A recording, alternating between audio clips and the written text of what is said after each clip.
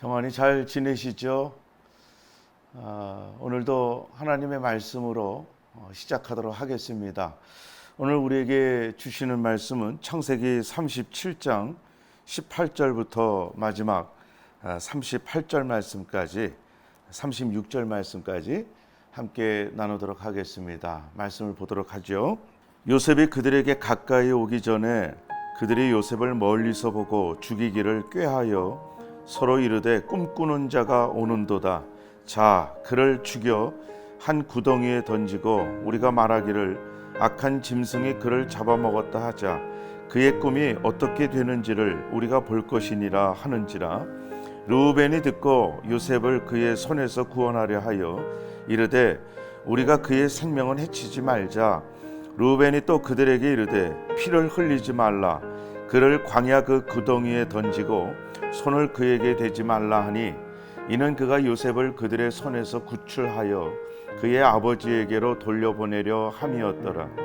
요셉이 형들에게 이르되 그의 형들이 요셉의 옷 곧 그의 입은 채색 옷을 벗기고 그를 잡아 구덩이에 던지니 그 구덩이는 빈 것이라 그 속에 물이 없었더라. 그들이 앉아 음식을 먹다가 눈을 들어 본즉 한 무리의 이스마엘 사람들이 길르앗에서 오는데 그 낙타들의 향품과 유황과 모략을 싣고 애굽으로 내려가는지라. 유다가 자기 형제에게 이르되 우리가 우리 동생을 죽이고 그의 피를 덮어둔들 무엇이 유익할까? 자, 그를 이스마엘 사람들에게 팔고 그에게 우리 손을 대지 말자. 그는 우리의 동생이요 우리의 혈육이니라 하매 그의 형제들이 청종하였더라. 그때 미디안 사람 상인들이 지나가고 있는지라 형들이 요셉을 구덩이에서 끌어올리고 은 20에 그를 이스마엘 사람들에게 팔매 그 상인들이 요셉을 데리고 애굽으로 갔더라. 르우벤이 돌아와 구덩이에 이르러 본즉 거기 요셉이 없는지라. 옷을 찢고 아우들에게로 되돌아와서 이르되 우리가 아이가 없도다. 나는 어디로 갈까?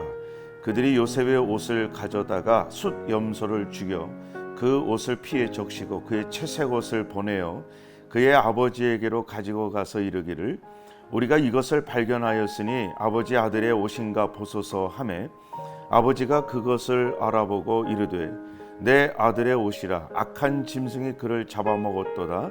요셉이 분명히 찢겼도다 하고 자기 옷을 찢고 굵은 배로 허리를 묶고 오래도록 그의 아들을 위하여 애통하니 그의 모든 자녀가 위로하되 그가 그 위로를 받지 아니하여 이르되 내가 슬퍼하며 스올로 내려가 아들에게로 가리라 하고 그의 아버지가 그를 위하여 울었더라.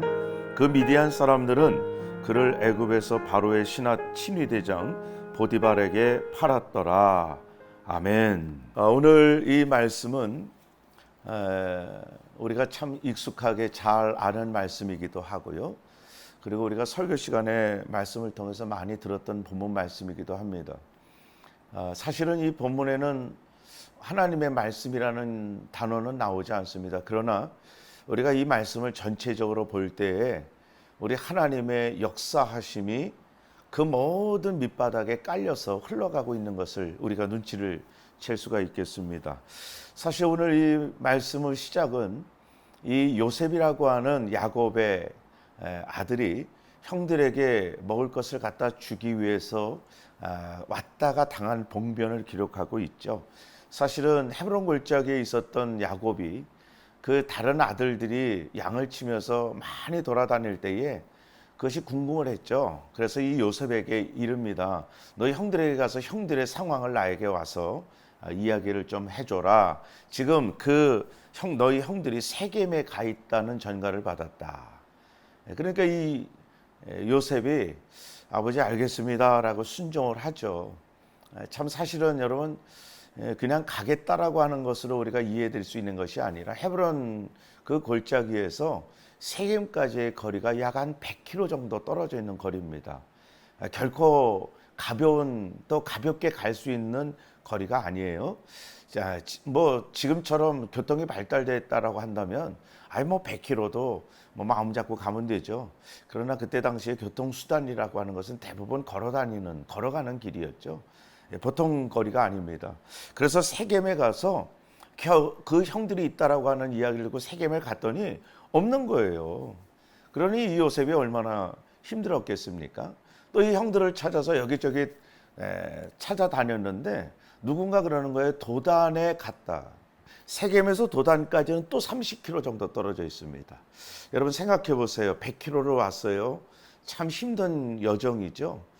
그럼에도 불구하고 또 30km 또 북쪽으로 그 형들이 가 있다라고 하는 소식을 듣고는 거기까지 가는 겁니다. 여기서 여러분 이 요셉이라고 하는 인물의 아버지의 명령, 아버지의 말씀을 끝까지 순종해서 가고 있는 모습을 그려보세요. 참 귀한 아들이에요. 야곱이 사랑했던 아들이기도 하지만 참 아버지를 사랑한 아들이기도 합니다. 참 그 아버지 야곱을 사랑했던 이 요셉은 그 아버지의 말에 끝까지 토를 달지 않고 순종해서 가는 거죠. 가서 오늘 말씀 18절에 보니까 멀리서 그 형들이 있는 것을 보고 이제 가까이 가는 거예요. 그런데 그 형들이 또 그 요셉이 멀리서 오는 것을 보면서 죽이기를 꾀하여. 그 형들이 왜 요셉을 죽이려고 합니까? 한마디로 말하면 이 요셉에 대한 시기와 질투가 아주 컸어요. 왜냐하면 이 요셉이라고 하는 이 아들은 11번째 아들이죠. 자기들보다는 한참 동생입니다. 그러나 아버지 야곱은 이 요셉을 특별히 편애했습니다. 그래서 채색 옷을 입혔어요. 채색 옷을 입혔다고 하는 것은 그때 당시에는 후계자예요. 나중에 루벤이라고 하는 첫 아들 장자가 나오지만 장자를 장자라고 여기지 않았고요. 요셉을 장자처럼 여겼던 아버지 야곱의 편애. 그리고 오늘 이 본문 바로 전에도 이 형들에게 요셉이 꿈 이야기를 하죠. 두 가지의 꿈을 꿨잖아요. 모든 형들의 곡식단들이 자기 곡식단에 와서 절하는 거예요. 그게 얼마나 이 형들로서 자존심 상합니까? 더군다나 두 번째 꿈은 해와 달과 별들 아버지 엄마까지 다 자기에게 절한다라고 할 때에 그 형들의 마음속에는 시기가 끓기 시작하는 거예요. 그런데 여러분 시기가 미움으로 변하고요. 그 미움이 사람을 죽이는 것까지 자라납니다. 그래서 우리 예수님께서 말씀하신 것이 정답이에요. 마음에 이미 음욕을 품은 자마다 간음했다라는 거예요. 이 마음에 계획하고 마음에 벌써 시기와 질투를 하면 그것이 살인과 별반 다를 것이 없어요. 결국 행동으로 옮겨지고 말죠. 여기서 사실은 이 요셉이라고 하는 사람의 측면에서 그 형들에게 심한 배신을 당하는 거죠. 그 형들을 보고 싶어서 그 먼 데까지 아버지의 순종이었지만 형들을 위해서 찾아온 거예요. 그러나 그 형들은 그 자기를 사랑했던, 그렇게 사랑해서 찾아왔던 그 마지막 아들 요셉을 결국은 죽이는 거예요. 죽이기 위해서 모의를 하죠. 모의를 하면서 이런 얘기를 하죠. 우리가 유명한 말이죠. 꿈꾸는 자가 오는도다. 여러분 여기서 이 요셉이라는 사람의 특징을 우리가 알 수 있습니다. 요셉은 꿈이 있던 사람이에요. 그 꿈은 하나님으로부터 말미암은 꿈이죠.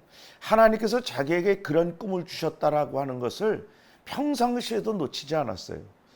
저는 이것이 우리 믿는 형제들, 믿는 성도들에게 꼭 필요한 영적인 본질이라고 생각해요. 꿈을 잃은 민족은 소망이 없는 것처럼 꿈이 없는 성도는 소망이 없어요.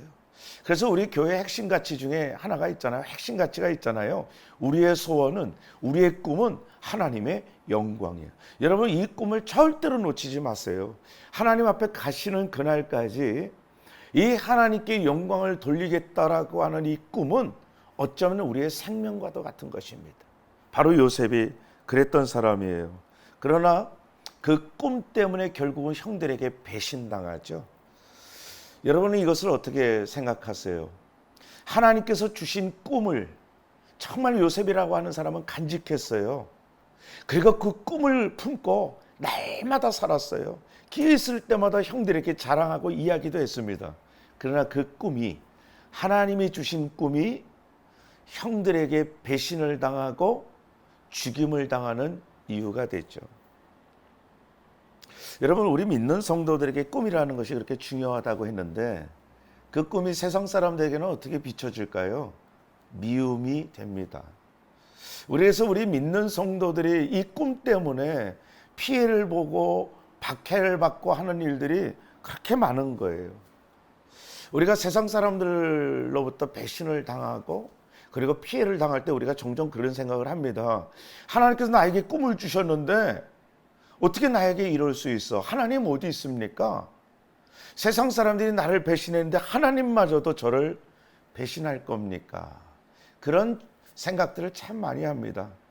그러나 여러분, 우리 하나님께서는 우리에게 항상 하시는 말씀이 다윗을 통해서 우리에게 하셨잖아요. 시편 23편 말씀.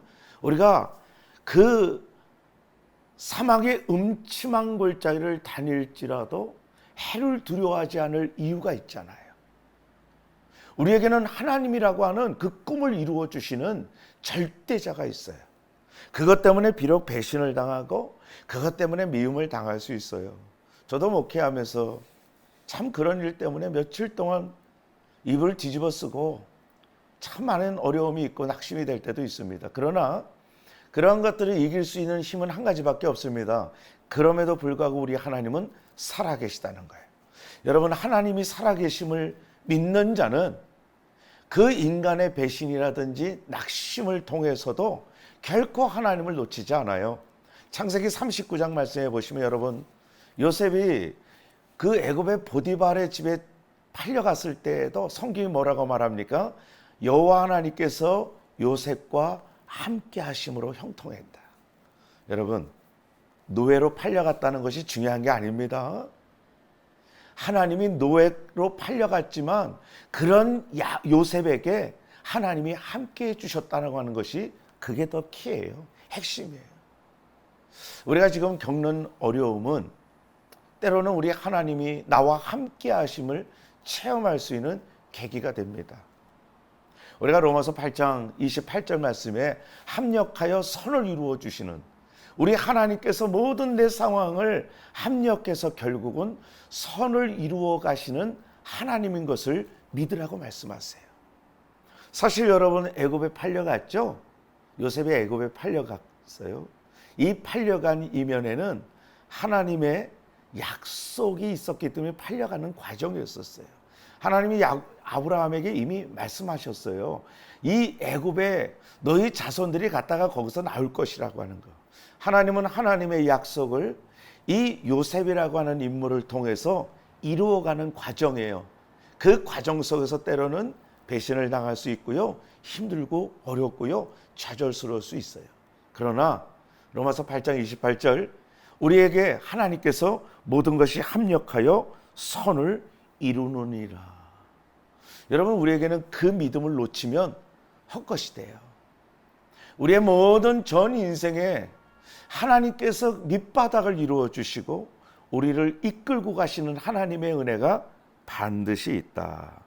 결코 우리 하나님은 우리를 버리지 않는 하나님, 나와 함께 하심으로 나에게 형통의 복을 주시는 하나님. 여러분, 이 하나님이 오늘도 여러분들에게 힘이 되고 능력이 되고 형통케 해주시는 복의 근원이 되는 복된 한 날 되시기를 주의 이름으로 축복합니다.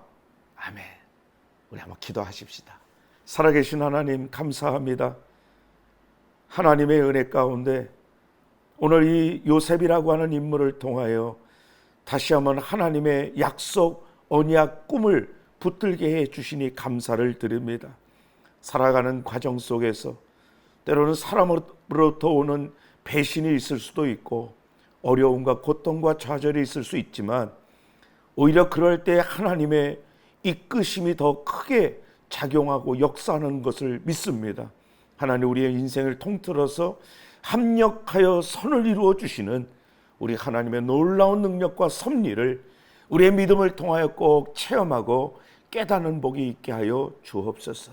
오늘 한 날도 이 은혜를 가지고 출발하게 하실 줄로 믿사옵고 예수님의 이름으로 축복하며 기도하옵나이다. 아멘.